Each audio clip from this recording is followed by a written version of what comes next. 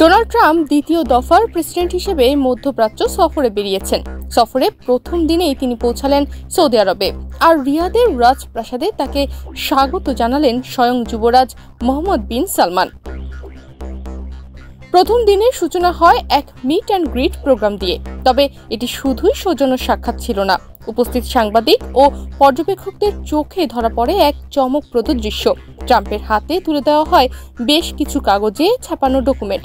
এরপর দেখা যায় যুবরাজ ও ট্রাম্প গভীর আলোচনায় মগ্ন।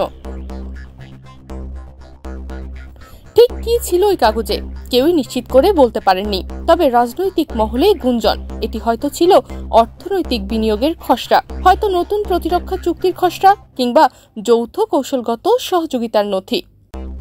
ট্রাম্পের এই সফরের সূচিতে রয়েছে আরও গুরুত্বপূর্ণ দেশ কাতার ও সংযুক্ত আরব আমিরাত।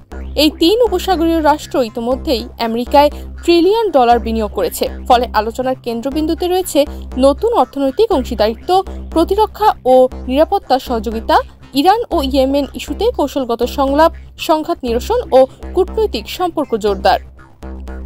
বিশ্লেষকরা বলছেন, এই সফর শুধু মধ্যপ্রাচ্যের জন্য নয়, বরং আমেরিকার ভিন্ন ধারার পররাষ্ট্রনীতির এক নতুন দিক হতে পারে। একদিকে সৌদি আরব চায় ট্রাম্পের প্রভাব কাজে লাগিয়ে ইরান ও আঞ্চলিক প্রতিদ্বন্দ্বীদের বিরুদ্ধে অবস্থান শক্ত করতে। অন্যদিকে ট্রাম্প চাচ্ছেন আমেরিকার অর্থনীতি ও অস্ত্র শিল্পকে আরও বড় চুক্তির মাধ্যমে চাঙা করতে।